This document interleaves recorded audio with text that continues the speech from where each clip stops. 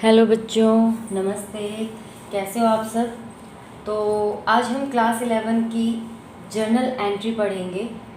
Journal entry पढ़ेंगे मतलब मैंने पूरा एक क्वेश्चन बनाया है जिसमें टोटल यहाँ पे 34 एंट्रीज़ हैं और अब हम उन पूरी 34 एंट्रीज़ को यहाँ पे करेंगे। ठीक है, देखते हैं कितना टाइम लगता है करने में। तो एक एक करके मैं आपको सारी एंट्री समझाऊंगी भी, उसके बारे में बताऊंगी भी, अगर कुछ सॉल्व करना होगा तो वो भी करेंगे। ठीक है, तब तक अगर आपने इस चैनल को सब्सक्राइब नहीं किया है तो प्लीज़ इस चैनल को सब्सक्राइब कर दीजिए और नोटिफिकेशन ऑन कर लीजिए ताकि जब भी मैं वीडियो डालूँ तो आपको उसका नोटिफिकेशन मिल जाए। एंड ये पूरा आपका जर्नल एंट्री का परफॉर्मा है जिसमें date, particular, ledger folio, debit and credit है। ठीक है, जर्नल एंट्री के जो रूल्स हैं वो मेरी पिछली वीडियोज़ में हैं। 2023 मई 1 की एंट्री है। Commence business with cash, cash से बिजनेस शुरू किया है तो यहाँ पे आपकी जर्नल एंट्री हो जाएगी कैश अकाउंट डेबिट। देखिए, लिखने का तरीका ज़रूर आपको सीखना है, लिखने का तरीका ज़रूर आपको सीखना है कि कैश अकाउंट यहाँ लिखा है, डेबिट इधर लिखना और इसके आधे से शुरू करना है to capital account, to capital account. ठीक है, कितने से शुरू किया है? 5 लाख से। 5 लाख यहाँ डेबिट में लिख देंगे और 5 लाख यहाँ पे क्रेडिट में लिख देंगे। फिर यहाँ पे आपको बीइंग लिखना है, बीइंग में आप वही लिखेंगे commence business with cash, dash डाल के कर देते हैं। तो ये एक एंट्री आपकी हो गई है। फिर में सेकंड की एंट्री है goods purchase from Mohan for cash, Mohan से कैश में गुड्स परचेज किया है तो आप एंट्री करेंगे purchase account debit to, cash में हमने परचेज किया है तो टू कैश अकाउंट। ठीक है, अमाउंट है यहाँ पे 50,000 और 50,000। फिर यहाँ पे हम अपना बीइंग लिखेंगे goods purchase from Mohan for cash. मतलब ये अभी मैं पूरा नहीं बता रही हूँ, साइड में क्वेश्चन है आपके, वहाँ से आप बिल्कुल क्वेश्चन में जितना उसको इजी लैंग्वेज में आप लिख सकते हैं आप उसको लिखिए, वही आपकी नरेशन होती है। ओके, नाउ थर्ड एंट्री पे चलते हैं। Goods purchase from Ajay, Ajay से गुड्स खरीदा, लेकिन यहाँ पे कैश का कोई जिक्र नहीं है। तो जब भी हम किसी से गुड्स परचेज करते हैं और वहाँ पे कैश नहीं, अगर यहाँ पे नाम नहीं दिया होता, सीधा लिखा होता परचेज गुड्स, तो हम क्या मानते हैं? हम मानते हैं कि वो कैश में ही है। लेकिन यहाँ पे लिखा है परचेज गुड्स फ्रॉम अजय, तो इसका मतलब हमने अजय से क्रेडिट पे खरीदा है तो यहाँ पे अजय का नाम आ जाएगा। Purchase account debit to Ajay account 1,20,000 और यहाँ पे भी 1,20,000। ओके, बी में लिखेंगे purchase goods from Ajay rupees 1,20,000। Okay, third entry हो गई हमारी। फोर्थ एंट्री कहा हुआ है गुड्स रिटर्न टू अजय, अभी हमने अजय से खरीदा, अब हमने उसको वापस कर दिया। ठीक है, तो जब भी आप वापस करते हैं, खरीदी हुई चीज़ को वापस करते हैं तो उसको हम बोलते हैं परचेज रिटर्न अकाउंट।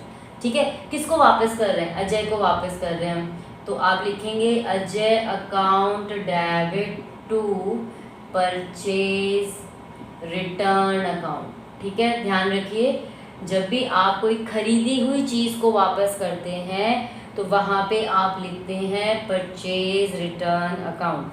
तो 5,000 रुपये हमने अजय को रिटर्न कर दिया, 5,000 का सामान हमने अजय को रिटर्न कर दिया, तो हम यहाँ लिखेंगे गुड्स रिटर्न टू अजय ₹5,000। ठीक है, आपको ये तो समझ आ ही रहा होगा कि बीइंग में क्या लिखना है, तो अब हम बीइंग का नहीं लिखेंगे, मैं डायरेक्टली आपको जर्नल एंट्री बता रही हूँ। Goods sold to Rajeev, Rajeev को गुड्स सोल्ड किए, यहाँ पे भी आपका क्या है?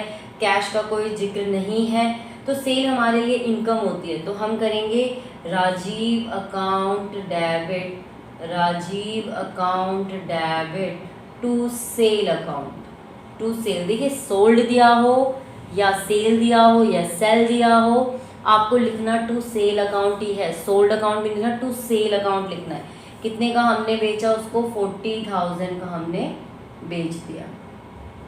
ओके, देन अगेन यहाँ पे गुड्स सोल्ड टू आप लिख देंगे। आगे चलते हैं नंबर 6 पे।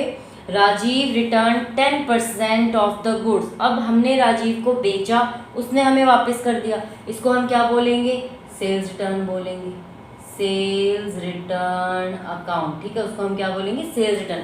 एक चीज़ ध्यान वैसे भी रख लीजिएगा, देखिए परचेज, अगर परचेज रिटर्न होता है तो वो ये डेबिट होता है, ये क्रेडिट होगा। देखिए परचेज डेबिट नेचर का है, एक्सपेंस है डेबिट नेचर का है, तो परचेज रिटर्न क्रेडिट हो जाएगा। सेल क्रेडिट नेचर का है, सेल्स रिटर्न डेबिट हो जाएगा। तो sales return debit account, debit to Rajeev account, Rajeev ने हमें वापस कर दिया है। ठीक है, sales return account debit to Rajeev account, कितने का? 10%, 40,000 का 10%, दैट इज 4,000। 4,000 उसने हमें वापस कर दिया है। ठीक है, तो गुड्स रिटर्न बाय राजीव। उसके बाद चलते हैं नेक्स्ट एंट्री पे। Received cheque from Rajeev ₹35,000 in full settlement of his account. अब राजीव से हमें गुड्स, हमने उसको बेचा था, तो उसने हमें चेक दिया है, उसने हमें चेक दिया है 35,000 का। अब देखिए राजीव से आपको कितने पैसे लेने थे? आपने सेल किया 40,000 का, राजीव ने आपको रिटर्न कर दिया 4,000 का, कितना बचा? 36,000। आपको राजीव से कितना लेना है? 36,000। 36,000 में से उसने आपको कितने का चेक दिया? 35,000 का चेक दिया। तो 1,000 रुपये आपने उसको डिस्काउंट दे दिया, आपने डिस्काउंट अलाउड कर दिया।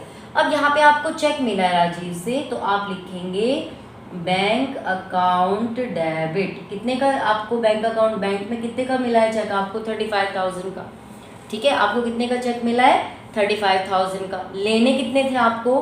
टू राजीव। राजीव से आपको कितना लेना था बेटा? राजीव से हमें 40,000 माइनस 4,000, भाई जितने का हमने उसको सामान बेचा उसमें से 4,000 का उसने रिटर्न कर दिया, तो 36,000 हमें उससे लेना था।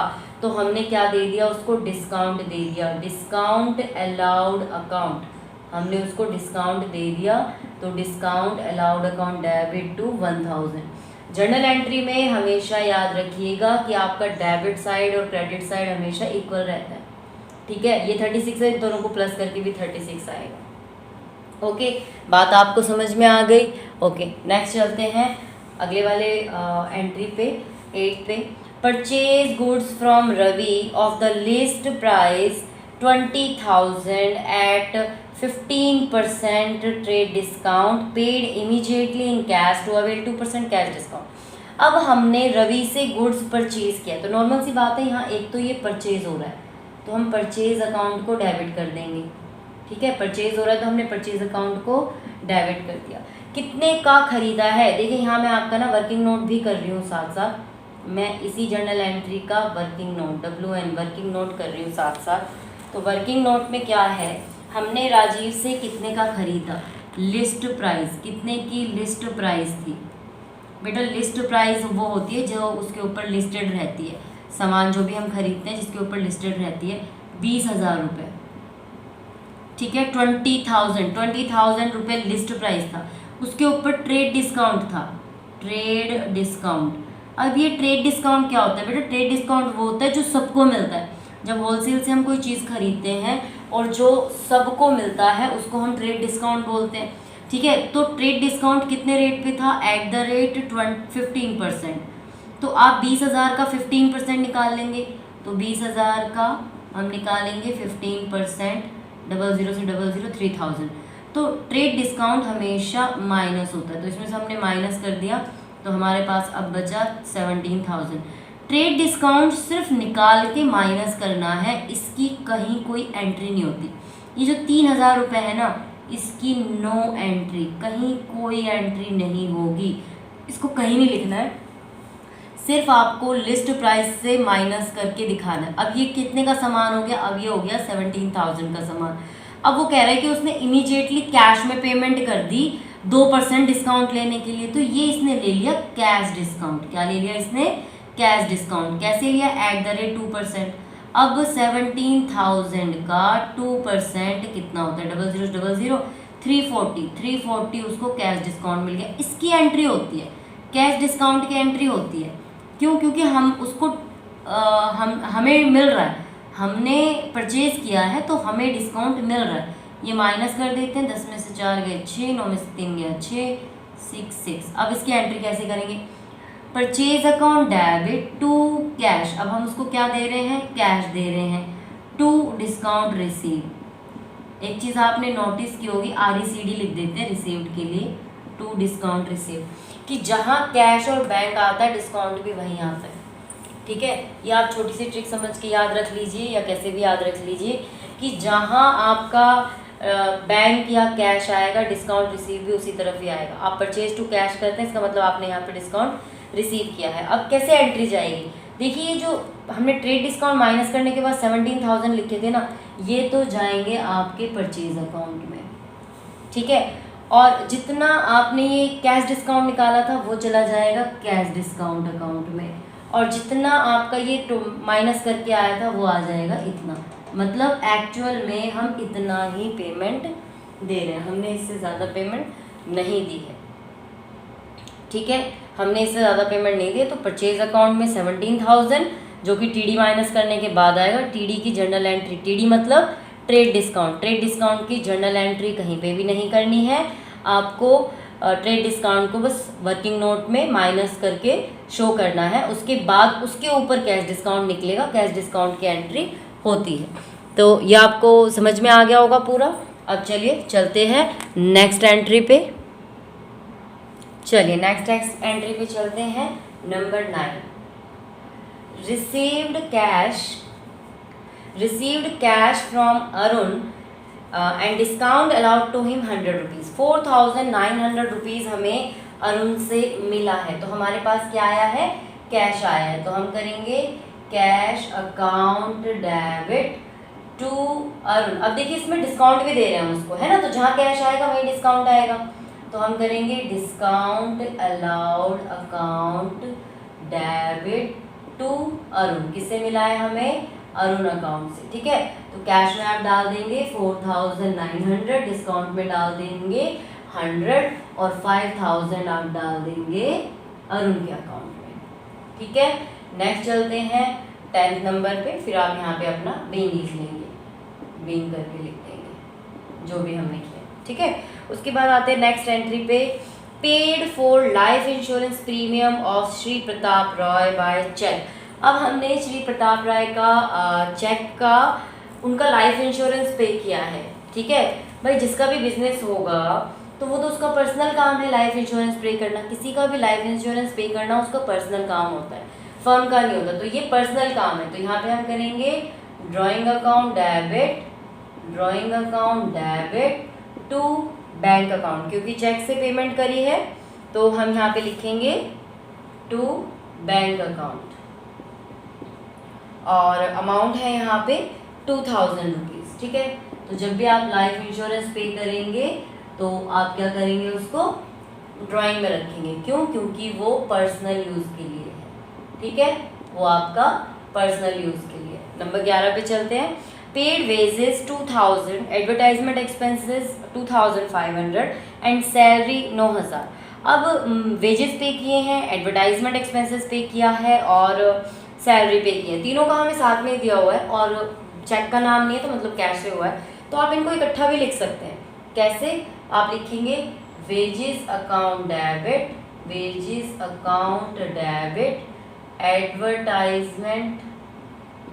एडवर्टाइजमेंट एक्सपेंसेस अकाउंट डेबिट और salary account debit to cash.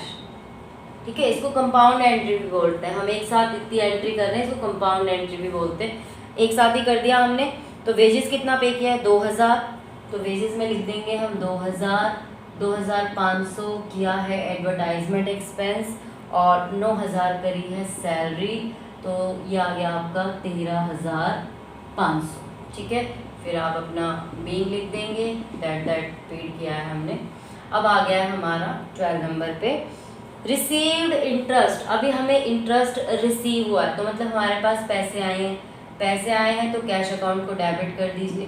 Cash account debit to कैसे आए हैं? Interest received account, interest received account, हमें इंटरेस्ट रिसीव हुआ है 500 रुपीज़ का, तो इसको हम यहाँ लिख देंगे, ठीक है। फिर आप लिख दीजिए बीइंग इंटरेस्ट रिसीव 500 रुपीज़। अब आगे हमारे 30 नंबर के एंट्री पे, board goods from Trisha of ₹2 lakh, हमने त्रिशा से 2 लाख रुपए का गुड्स खरीदा है 5% कैश डिस्काउंट पे, ठीक है। 5% का कैश डिस्काउंट और 10% का trade discount. Half of the amount paid by cheque at the time of purchase. अब देखिए टीडी जो होता है, टीडी तो पूरे उस पर मिलता है, ठीक है। तो पहले मैं वो कर देती हूँ, बोट गुड्स कितने का खरीदा, बोट गुड्स हमने 2 लाख का खरीदा, 2 लाख का खरीदा, ठीक है। देखिए कैश डिस्काउंट चाहे पहले दिया हो चाहे बाद में दिया हो, सबसे पहले टीडी मैं ट्रेड डिस्काउंट के लिए लिख रही हूँ 10%। सबसे पहले हम टीडी को लेस करेंगे, तो 2 लाख का 10% कितना हुआ, 2000, 10% है कितना, हाँ 10% टीडी है, 20,000, तो 20,000 पहले हम यहाँ पे लिख देंगे, तो ये आपका आ गया 1,80,000, ओके। फिर उसने कहा कि 5% कैश डिस्काउंट मिला है, लेकिन उसने परचेज के टाइम पे इसकी आधी अमाउंट चेक के द्वारा पे की हो, तो मतलब सिर्फ उसने हाफ अमाउंट पे किया है, तो उसको कैश डिस्काउंट भी हाफ अमाउंट पे मिलना चाहिए। कैश डिस्काउंट भी मतलब कितना किया इसने, आधी पेमेंट, यहाँ पे आप देख लीजिए 90,000 की पेमेंट उसने चेक से करी है, मतलब ये आपने कैश से करी, और 90,000 की नहीं करी है, नॉट पेड, अभी उसने इसको पे नहीं किया है, तो वो इतने के लिए हमारा डेब्टर बन गया। लेकिन इस वाली अमाउंट पे हम कैश डिस्काउंट निकालेंगे और दैट इज़ 5%, इसके ऊपर 5% का हम कैश डिस्काउंट निकालेंगे, तो 90,000 पे 5% कैश डिस्काउंट निकालेंगे, 00, 4,500, तो कैश डिस्काउंट को माइनस करेंगे, 9 में 4 गए 5, 85,500 मिला है। अब इसकी जर्नल एंट्री कैसे करेंगे, देखिए हमने सामान खरीदा है, तो सबसे पहले तो हम करेंगे purchase account debit, purchase account debit, ठीक है। कितने का परचेज किया है भाई, पूरा 1,80,000 का, टीडी हटा दीजिए, 1,80,000 का हमने परचेज किया है। हमने उसको कैश कितना दिया है, हमने उसको कैश दिया है ये 85,500, तो यहाँ हम लिख देंगे 85,500, ओके। हमने डिस्काउंट रिसीव हुआ है उससे, डिस्काउंट रिसीव्ड अकाउंट, कितने का डिस्काउंट रिसीव किया है हमने, 4,500 का डिस्काउंट रिसीव किया है, और 2 यहाँ लिखेंगे त्रिशा,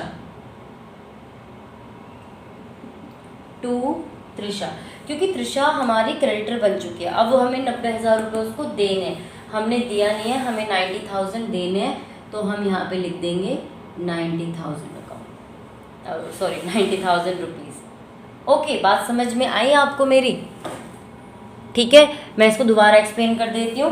क्वेश्चन कुछ ऐसे था कि bought goods from Trisha for ₹2 lakh at 5% cash discount and 10% trade discount, half of the amount paid by cheque at the time of purchase, कि हमने त्रिशा से सामान खरीदा है 10% ट्रेड डिस्काउंट, 5% कैश डिस्काउंट पे, लेकिन हमने उसको आधी पेमेंट तो कर दी चेक से, लेकिन आधी नहीं किया। तो कैश डिस्काउंट किस पे मिलता है, कैश डिस्काउंट उसी पे मिलता है जितनी हम कैश पेमेंट करते हैं। तो 90,000 की कैश पेमेंट किए तो उसी पे ही 5% मिलेगा, तो 5% हमने ये माइनस कर दिया। और फिर जर्नल एंट्री कैसे करेंगे, परचेज अकाउंट में डाल देंगे पूरे 1,80,000, क्योंकि पूरे का सामान खरीदा है। कैश में डालेंगे जितना हमने उसको कैश दिया 85,500, डिस्काउंट रिसीव में डालेंगे 4,500, और बाकी हम त्रिशा के अकाउंट में डाल देंगे 90,000 कि अभी वो क्रेडिटर बनी हुई है, अभी हमें उसे देना है, ओके। नाउ 14th पे चलते हैं, आई होप आपको समझ में आ रहा होगा। Cash cell 40,000, out of this amount 30,000 deposit in the bank. हमने कैश सेल किया, हमारे पास पैसा आया, कितना पैसा आया, 40,000 आया, और 40,000 में से हमने बैंक में डाल दिया है 30,000। तो cash account debit, bank account debit, जितना पैसा हमने बैंक में डाल दिया उसके लिए हम बैंक अकाउंट डेबिट कर देंगे। कैसे आया पैसा, टू सेल अकाउंट, ठीक है। तो सेल अकाउंट में कितना डालेंगे, सेल अकाउंट में हम डालेंगे पूरा 40,000 रुपये। सेल अकाउंट में हम डालेंगे 40,000 रुपये। 30,000 हमने बैंक में डाल दिए और 10,000 हमारे हाथ में रह गए। ठीक है, फिर आप यहाँ पे बेंग लिख देना। ओके, यहाँ तक की एंट्री समझ में आ गई। नेक्स्ट चलते हैं एंट्री नंबर 15 पर। एंट्री नंबर 15 है withdraw from bank for private use. देखिए, जब भी कोई प्राइवेट यूज़ या पर्सनल यूज़ आए तो वो तो आपका है drawing account debit to cash, क्योंकि यहाँ पे कैश से ही निकाला है। ठीक है, इसने ऐसा बोला नहीं है कि कोई गुड्स निकाले हैं या बैंक से निकाला है। अमाउंटिंग ₹5,000, तो यहाँ पे हम लिख देंगे 5,000। ओके, नाउ आप बेंग लिख देंगे। अब आते हैं एंट्री नंबर 16 पे। Entry number 16, withdrawn from bank. अब इसने बैंक से पैसा निकाला है, बट इस क्वेश्चन में अभी कहीं पे भी ये नहीं लिखा हुआ है कि वो प्राइवेट यूज़ के लिए निकाला है। इसका मतलब ऑफिस के लिए निकाला है और कैश आपके पास आया है। ठीक है, जब कैश आपके पास आया है तो आप लिख देंगे cash account debit to bank account. आपने बैंक से निकाला है, बैंक बैलेंस आपका कम हो गया है।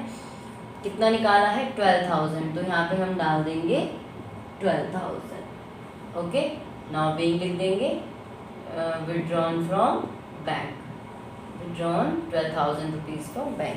एंट्री नंबर 17 पे चलते हैं। Placed on fixed deposit account at bank by transferring from current account 20,000।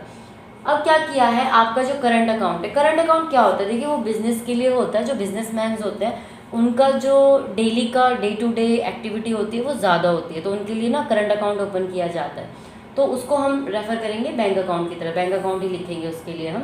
तो इसने क्या किया, एक फिक्स्ड डिपॉजिट अकाउंट, अपना FD खुलवाया है बैंक में और पैसे डाले हैं करंट अकाउंट से। तो आप एंट्री कर देंगे fixed deposit account debit to bank account, fixed deposit account debit to bank account. कितने का, 20,000 का, तो यहाँ पे हम डाल देंगे 20,000। ओके, फिर हम बिल लिख देंगे open FD account by transferring money from current account. 18 पे आते हैं। Proprietor withdraw for private use 200 rupees from office and 3,000 from bank. अब प्रोप्रिएटर ने अपने प्राइवेट यूज़ के लिए ऑफिस से भी पैसा निकाला है, मतलब कैश, जो ऑफिस में कैश होता है वहाँ से भी पैसा निकाला है और बैंक से भी निकाला है। तो होगा तो ये ड्राइंग, क्योंकि ये प्राइवेट यूज़ के लिए है। तो drawing account debit to cash account और टू बैंक अकाउंट। ठीक है, जितना पैसा कैश से निकाला, कैश कितना निकाला है, 2,000, जितना कैश से निकाला वो कैश में डाल दीजिए, जितना बैंक से निकाला वो बैंक से निकाल दीजिए, टोटल 5,000 यहाँ डाल देंगे और यहाँ लिख देंगे being withdrawn from office and from bank 3,000 and 2,000। अब चलते हैं 19 पे। Z owes 2,000 rupees became insolvent 60 paisa in a rupee received from his estate by check deposit into bank। अब एक बंदा Z था जिसने हमारे 2,000 रुपये ले रखे थे, वो इंसॉल्वेंट हो गया, तो उसकी जो एस्टेट थी उसमें से 60 पैसा इन अ रुपी। देखिए, जो कभी भी आए ना आपका 60 पैसा इन अ रुपी, इसका क्या मतलब होता है, इसका मतलब होता है 60%। सीधा मान के चलिए 60%। तो 1 रुपये में 100 पैसे होते हैं, 100 पैसे में से 60 पैसे उसको मिले, तो 2,000 का 60% मिला उसको, 2,000 का 60% उनको मिल गया, यानी कि 1,200 रुपये रिसीव्ड हुए। बाकी के 800 कहाँ गए, डूब गए। तो उसको हम कैसे लिखेंगे, आप लिखेंगे कैश अकाउंट डेबिट, अच्छा बाय चेक मिला है, सॉरी बच्चों, बाय चेक मिला है, तो हम लिखेंगे बैंक अकाउंट डेबिट और इसको डूबे हुए पैसे को हम लिखेंगे bad debts account debit to Z account. मतलब जेड से हमें कितने पैसे लेने थे, जेड से हमें लेने थे 2,000 रुपये। कितने मिले हमें, 1,200। कितने का लॉस हो गया, 1200, ठीक है। देन आप यहाँ पे बीइंग लिखें। अब बढ़ते हैं हम अपनी 20 वाली एंट्री की तरफ, ठीक है। 20th एंट्री है purchase goods from Gopal and paid by cheque. आपने गोपाल से सामान खरीदा और उसको चेक से पेमेंट दिया, तो ये तो नॉर्मल सा है। Purchase account debit, purchase account debit to bank account, to bank account. कितने का खरीदा? 8000 का खरीदा। अब आप ये सोच रहे होंगे मैम ये वाली एंट्री तो कितनी बार हम कर चुके हैं, आप फिर से यही दे रहे हो। अभी देखिए इसको देने का रीज़न क्या है। 21 को sold half of the above goods to Ram. जितना गुड्स ये लिया खरीदा है इसने, उसका आधा गुड्स, इसका आधा गुड्स कितना हो गया? 4000। Half of the above goods, इसका आधा गुड कितना हो गया? 8000 का 4000। 30% प्रॉफिट पे राम को बेच दिया, तो 4000 का 30% प्रॉफिट कितना हुआ? 0 से 0, 0 से 0 1200। ये आ गई आपकी प्रॉफिट की अमाउंट। मतलब 4000 का सामान प्लस उस पर प्रॉफिट लगाया, तो टोटल मिला के 5200 का हमने किसको बेच दिया?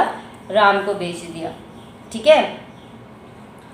राम को बेच दिया, तो यहाँ पे जो आपकी एंट्री होएगी वो होएगी राम अकाउंट डेबिट, क्योंकि कैश का कोई जिक्र नहीं है, to sale account. Ram account debit to sale account. Entry कितने से करेंगे हम? 5200 से, ठीक है, हो गई। अब आते हैं हम एंट्री नंबर 22 पर।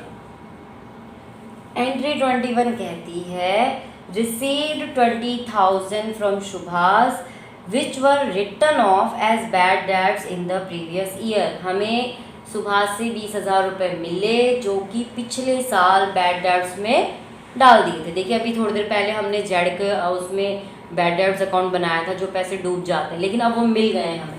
तो हम क्या करेंगे?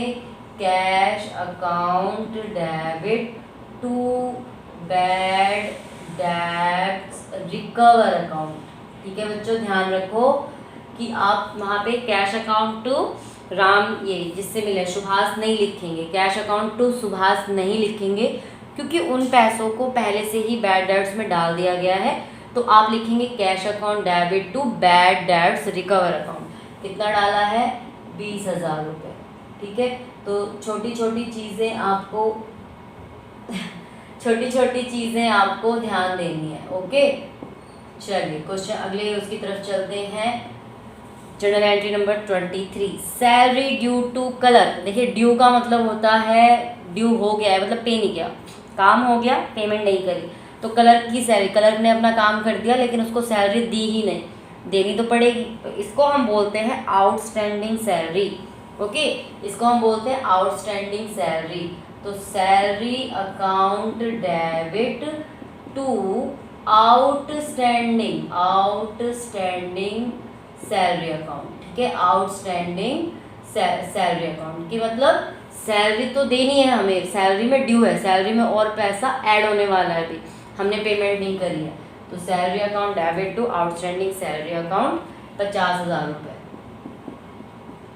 ठीक है। कभी भी सैलरी में किसी एम्प्लॉय का नाम नहीं लिखते हैं, भले ही क्वेश्चन में आपको एम्प्लॉय का नाम दे दें, आप एम्प्लॉय का नाम नहीं लिखेंगे। अब आते हैं अगली एंट्री 24 एंट्री कहती है out of the rent paid this year. इस साल हमने जो 10,000 रुपये रेंट पे किया है रिलेटेड टू नेक्स्ट ईयर, ठीक है। जितना रेंट हमने पे किया है उसमें से 10,000 नेक्स्ट ईयर से रिलेटेड है, मतलब हमने प्रीपेड कर दिया, हमने पहले से पे कर दिया। तो इसके लिए हम अकाउंट बनाएंगे prepaid account debit to prepaid rent account, क्योंकि तो रेंट का है ना, prepaid rent account debit to rent account. अब हमें कम पे करना पड़ेगा अगले साल, तो इसीलिए रेंट को माइनस करना पड़ेगा, अदरवाइज रेंट तो डेबिट होता है। अगर क्योंकि हमें रेंट को माइनस करना पड़ेगा इसीलिए हमने रेंट को यहाँ पे क्रेडिट किया है, और यहाँ पे सैलरी को प्लस करना पड़ेगा इसलिए सैलरी को डेबिट किया है। अब आते हैं 25 की तरफ। Provide 10% depreciation on furniture costing 50,000। देखिए डेप्रिसिएशन क्या होता है? डेप्रिसिएशन का मतलब होता है वियर एंड टियर। जब भी हम कोई सामान यूज़ करते हैं तो देखिए जब हम उसको खरीदते हैं बिल्कुल न्यू होता है, फिर जब भी हम उसको यूज़ करने लगते हैं तो उसकी वैल्यू थोड़ी सी कम हो जाती है। तो जो वो कम वैल्यू होती है उसी को हम डेप्रिसिएशन कहते हैं, या टूट फूट हो जाती है उसको हम डेप्रिसिएशन कहते हैं। डेप्रिसिएशन चार्ज करने से मशीन की वैल्यू या किसी भी एसेट की वैल्यू कम हो जाएगी। तो यहाँ पे फर्नीचर है, फर्नीचर की वैल्यू कम हो जाएगी, वैल्यू कम हो जाएगी तो उसको क्रेडिट करना पड़ेगा। तो हम करेंगे depreciation on furniture account debit to furniture account. ठीक है बच्चे, साथ साथ उतारते भी जाना, टू फर्नीचर अकाउंट। ओके, देखो जब तक लिखोगे नहीं तब तक आएगा नहीं। कोई भी चीज़ देखिए बिना लिखे आप याद रखिएगा, कोई चीज़ आपने बोल दी वो उतना याद नहीं रहता, लेकिन जो हम लिखते हैं वो चीज़ हमें याद रहती है। तो कोशिश करिए जब भी आप पढ़ें लिख के पढ़िए, कॉपी पेन अपना साथ में लेके बैठिए और जितना जितना आपको पढ़ाया जा रहा है उसको साथ साथ लिखते रहिए। इससे क्या है, आसानी होगी, आपको याद रहेगा। ठीक है, 10% 50,000 का 10% निकालेंगे। 50,000 का फर्नीचर है उसका 10% निकालेंगे तो सिर्फ 5,000 है। 5,000 की एंट्री होगी। एक चीज़ ध्यान रखना, कई बार बच्चे ना ऐसे माइनस करके एंट्री में डाल देते हैं अमाउंट। देखिए आपकी जर्नल एंट्री सही है, अमाउंट गलत है, तब भी वो गलती मानी जाएगी, ध्यान रखिएगा इस चीज़ का। या फिर अमाउंट सही है एंट्री गलत है तो भी गलत होगा, दोनों का सही होना ज़रूरी है। तो 50,000 का 10% डेप्रिसिएशन, यहाँ सिर्फ डेप्रिसिएशन की एंट्री कर रहे हैं हम, ना फर्नीचर खरीदने की ना बेचने की, सिर्फ डेप्रिसिएशन की। तो यहाँ पे सिर्फ डेप्रिसिएशन की अमाउंट आएगी। ओके, समझ गए? ओके, नेक्स्ट चलते हैं 26 पर। Provide 12% interest on capital amounting 10 lakh. 10 lakh पे 12% इंटरेस्ट ऑन कैपिटल लगा रहे हैं।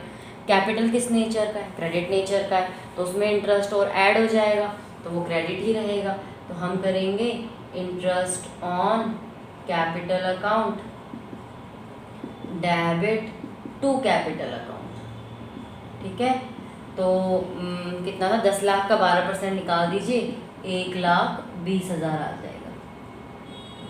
ठीक है, नेक्स्ट चलते हैं एंट्री नंबर 27 पे। Charge interest on drawing. Drawing क्या है, डेबिट नेचर का है, तो ड्राइंग को हम क्या करते हैं, हम ड्राइंग को डेबिट करते हैं।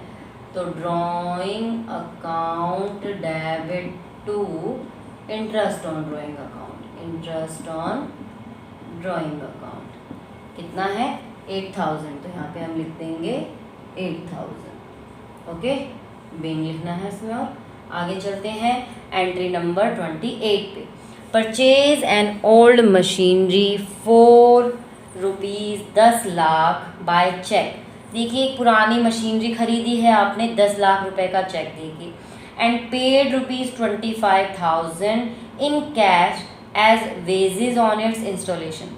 अब यहाँ पे एक चीज़ आपको ध्यान रखनी है कि जब भी आप कोई नई मशीनरी या एसेट खरीदते हैं और उसके ऊपर देखिए, नई खरीदे चाहे पुरानी खरीदे, अगर आप उसको खरीद रहे हैं और उसकी इंस्टॉलेशन पे आप कोई वेजेस दे रहे हैं, कोई कैरियज दे रहे हैं या कोई भी खर्चा कर रहे हैं, कब, इंस्टॉलेशन के टाइम पे अगर आप वो खर्चा कर रहे हैं तो वो उसी अकाउंट में जाता है, एसेट अकाउंट में ही जाता है। तो यहाँ पे हम क्या करेंगे, 10 लाख और 25,000, 10 लाख और 25,000 दोनों को ऐड करके मशीनरी का अकाउंट में डाल देंगे, मशीनरी अकाउंट डेबिट।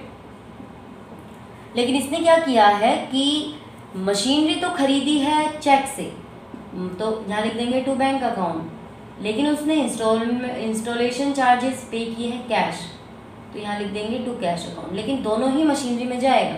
ठीक है, तो बैंक से क्या इसने किया है, मशीनरी तो टोटल हो गई आपकी 10 लाख रुपए तो चेक दिया है इसने, और 25,000 रुपये इसने इंस्टॉलेशन के कैश दिए, तो टोटल मिला के 10,25,000 रुपये आ जाएगा। अंडरस्टूड? फिर से ध्यान से इस बार सुन लीजिए कि जब भी कोई मशीनरी खरीदी जाती है, चाहे वो सेकेंड हैंड हो चाहे वो फर्स्ट हैंड हो, अगर आप उसके इंस्टॉलेशन पे कोई खर्च करते हैं तो वो उसी एसेट अकाउंट में जाएगा। अब आते हैं एंट्री नंबर 29 पे।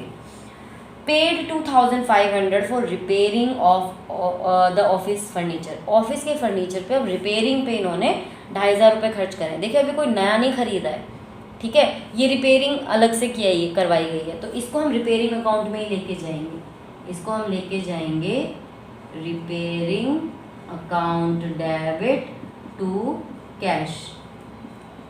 ठीक है, तो ये 2,500 रुपये आपके रिपेयरिंग अकाउंट में जाएंगे, ना कि फर्नीचर अकाउंट में। फर्नीचर अकाउंट में कब जाते, जब नई फर्नीचर खरीद के ला रहे होते या सेकंड हैंड खरीद के ला रहे होते और उसके ऊपर जब हमने खर्च किया होता तब कर रहे होते। ठीक है, अब आ जाते हैं entry number 30। Entry number 30 question में है प्लेस एन ऑर्डर, नहीं sorry, received an order for a computer ₹50,000।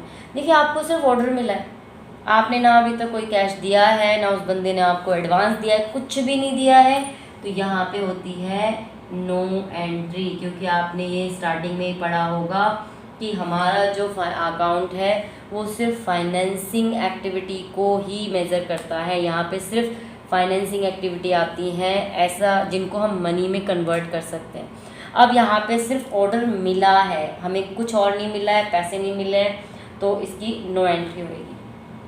ठीक है बेटा, तो कभी, लेकिन हाँ अगर इसके साथ साथ हमें कुछ एडवांस मिल रहा होता तो फिर आप लिखते cash account debit to prepaid वाला हिसाब किताब, क्योंकि एडवांस ऑन कंप्यूटर या एडवांस ऑन फर्नीचर, तो cash account debit to advance करके लिखते आप। लेकिन यहाँ पे ऐसा कुछ है नहीं, सिर्फ हमें ऑर्डर मिला है तो उसके लिए नो एंट्री।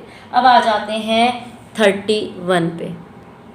एंट्री 34 कहती है, 34 नो 31 सॉरी, एंट्री 31 क्या कहती है? एंट्री 31 कहती है goods for ₹50,000 were given away as charity और उसकी सेल प्राइस ₹60,000 है। अब यहाँ पे आपने चैरिटी में सामान को दे दिया। देखिए चाहे चैरिटी में दिया हो, चाहे प्रोपरेटर ने आपने उसके लिए निकाला हो, तो उसको हम डेबिट करेंगे, या आपने फ्री सैम्पल दिया हो, कोई भी दिया हो, तो हम करेंगे चैरिटी अकाउंट डेबिट, ठीक है, टू परचेज। जब भी आप कोई गुड्स को चैरिटी में दे रहे हो या गुड्स फ्री सैम्पल में दे रहे हो, एडवर्टाइजमेंट के लिए दे रहे हो, प्रोपरेटर ने खुद अपने ड्राइंग के लिए निकाले हो, तो drawing to purchase, charity to purchase, free sample की एडवर्टाइजमेंट टू परचेज, ठीक है, ऐसे करेंगे। तो हमारा स्टॉक क्योंकि यहाँ पे जा रहा है, यहाँ पे ना हमने 50,000 का है लेकिन उसकी सेल प्राइस 60 थी, तो ध्यान रखिएगा जब भी हम ये ऐसे करते हैं ना, जो चैरिटी फ्री सैम्पल इनके लिए देते हैं, उसमें हमेशा कॉस्ट प्राइस ही आती है, सेल प्राइस नहीं आती। ठीक है, जितनी उसकी कॉस्ट प्राइस होगी, कॉस्ट प्राइस यहाँ पे 50,000 है, तो आप यहाँ पे 50,000 की एंट्री कर देंगे। ओके,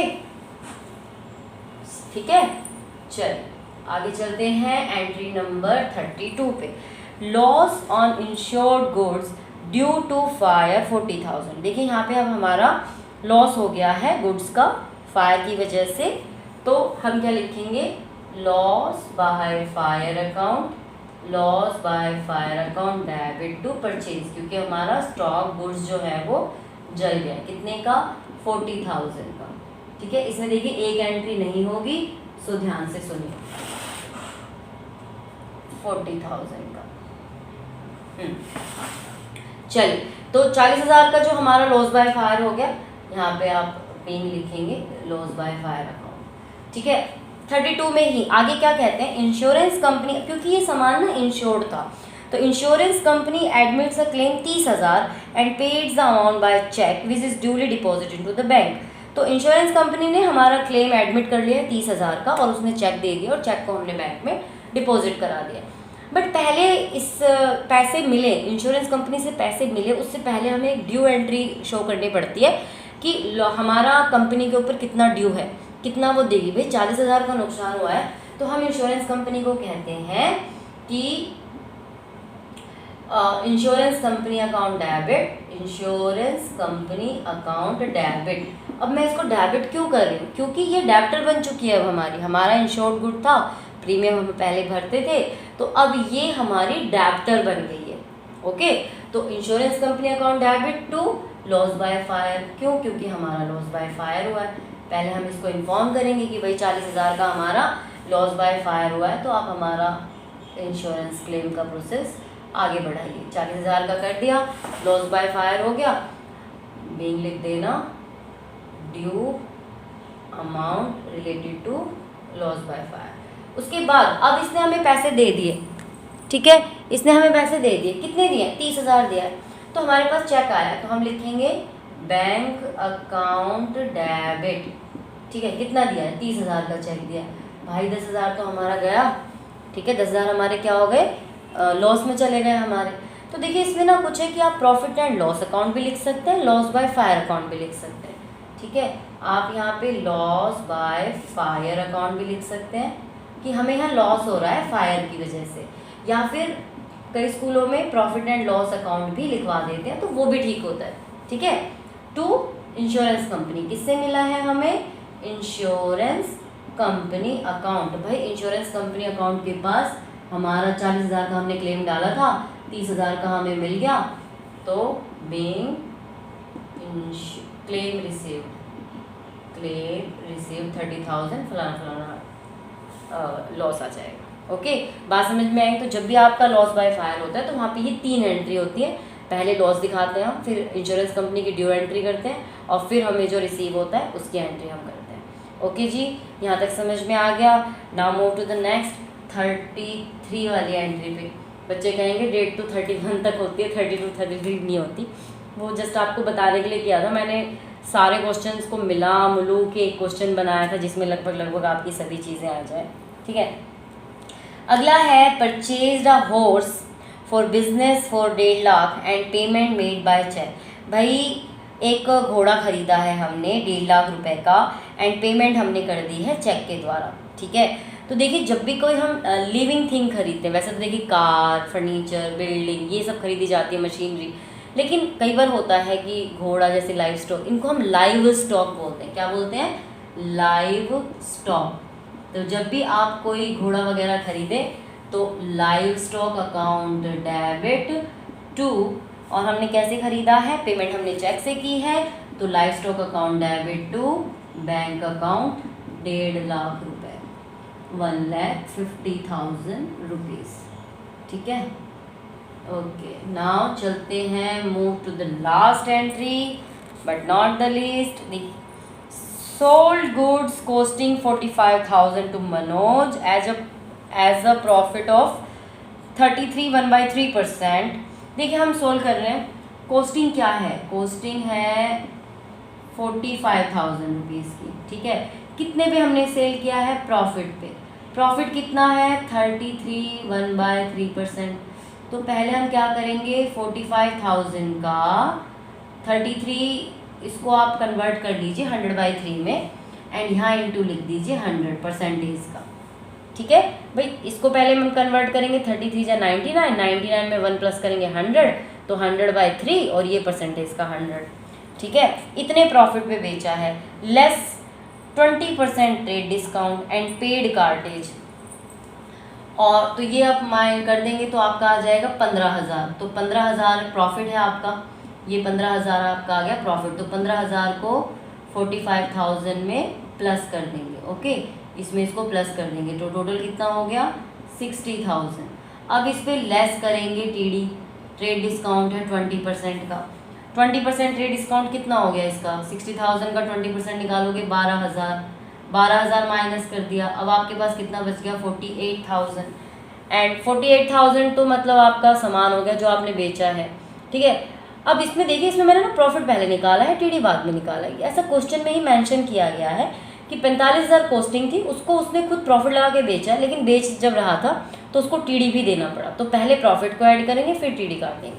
ठीक है, 48,000, और इसमें ना 400 रुपये कार्टेज के भी पेड किए हैं, और ये कार्टेज में लिखा है to be charged from customer. Customer से चार्ज किया जाएगा, लेकिन अभी तो हमने ही पे किए। ओके, तो इसकी जर्नल एंट्री हम कैसे करेंगे? हमने सेल किया है तो हाँ, कैश हम लिखेंगे, cash account debit to sale to cartage, क्योंकि हम यहाँ पे कार्टेज भी पे कर रहे हैं, टू कार्टेज। कैश अकाउंट में पहले सेल में कितना आएगा? भाई सेल तो हमने कर दी है कितने की? 48,000 की। 48,000 की सेल कर दी है, 400 रुपये हमने कार्टेज दे दिया, तो टोटल मिला के जो कैश पेमेंट करी है हमने वो 48,400 की करी है। ओके बच्चों, समझ में आ गई ये वाली एंट्री? ठीक, तो देखिए अभी मैंने आपको यहाँ पे 34 जर्नल एंट्रीज कराई, अलग अलग टाइप की थी। कराने को 2-3 एंट्रीज और रहती हैं इसमें, बट आज के लिए तो इतना ही। अगर आपको वीडियो अच्छी लगी हो तो इसको लाइक एंड शेयर ज़रूर करिएगा, और सब्सक्राइब ज़रूर करिएगा चैनल को। ठीक है, इसी चैनल पे हम 11th की भी और 12th की भी मैं वीडियोस अपलोड करूँगी। तो जर्नल एंट्री आप अच्छे से करिएगा, और जो एंट्री आपको समझ में ना आए, कुछ नई एंट्री आए तो आप कमेंट करिएगा, वो जवाब आपको जल्दी ही मिलेगा। तब तक के लिए नमस्कार।